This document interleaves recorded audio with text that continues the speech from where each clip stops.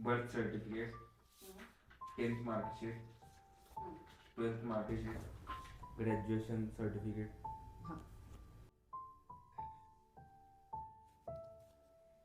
भैया, ये देखो मुझे क्या मिला। इसमें तो आप पहचान में ही नहीं आ रहे। कितनी चमक थी आपके चेहरे पे। ये मेरे 10वीं की फोटो है। तब लगता था कि 10वीं कर लो फिर तो लाइफ सेट है। अब मेरा तीसरा अटेम्प्ट है। अब तो मेरे बाल और उम्मीदें दोनों कम होते जा रहे हैं। कुछ भी बोलो भैया, आप इस फोटो में खुश तो लग रहे हो। सही है यार, आप लड़कों का कितनी भी पढ़ाई हो, आप अपनी मस्ती का तरीका ढूंढ ही लेते हो। टपरी पे चाय पी ली या फिर दोस्तों के साथ बाहर घूम आए। सच में आप तो आजाद परिंदे हो, किस्मत लेकर पैदा हुए हो। आजाद लड़का होना भी एक सजा है स्नेहा।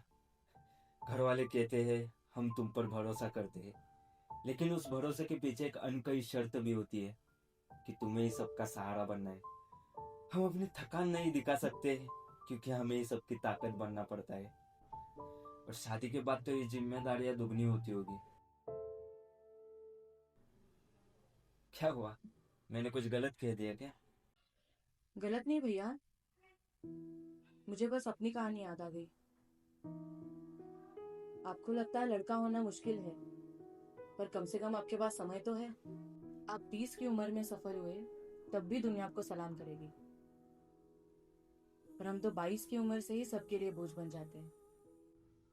मतलब मैं कुछ समझा नहीं। भैया, ये इस साल का आखिरी फॉर्म है जो मैं भर रही हूँ। इसके बाद शायद फॉर्म भरने की इजाजत भी ना मिले। पापा ने कहा है कि ये आखिरी मौका है। अगर इस बार नहीं हुआ तो सीधा मंडप में बिठा देंगे। क्या तू तो सिर्फ 22 की है? काका से मैं बात करूं क्या? नहीं भैया, कुछ फायदा नहीं होगा। यहाँ उम्र नहीं देखी जाती, यहाँ सिर्फ बोझ देखा जाता है। पिछले महीने जब गांव गई थी तब माँ ने चुपके से कहा कि स्नेहा, ज्यादा जिद मत कर, तेरे पापा ने तेरा रिश्ता लगभग पक्का कर दिया है। लड़का अच्छा है, सरकारी नौकरी है। उस वक्त ऐसा लगा जैसे जैसे किसी ने मेरी सांसें छीन ली हो। मेरी पढ़ाई अब बस मेरा सपना नहीं रही, मुझ पर चढ़ा एक एहसान बन गई है। जब यहाँ पढ़ती हूँ तो मुझे शब्द नहीं दिखते, मुझे वो लाल जोड़ा दिखता है जो मेरी पूरी पहचान निकलने के लिए खड़ा है। मेरी हार का मतलब सिर्फ बेरोजगारी नहीं है भैया, मेरी हार का मतलब पूरी उम्र रसोई की उन 4 दीवारों में किसी और की मर्जी पे जीना। मेरे पास फेल होने की कोई गुंजाइश ही नहीं है। शादी शादी लड़कियों के लिए अक्सर एक फुल स्टॉप बन जाती है। सच बात यह है स्नेहा कि हम दोनों भी फंसे हुए हैं।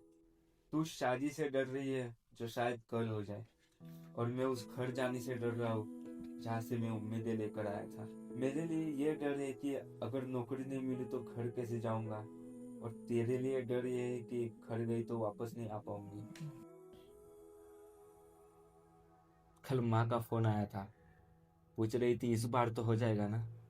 मैंने भी हंसकर जवाब दिया इस बार पक्का।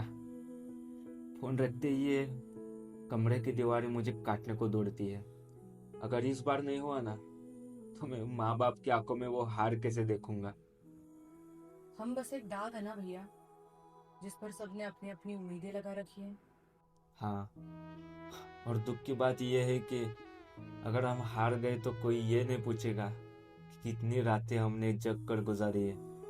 सब लोग तो यही कहेंगे कि कोशिश कम रही होगी।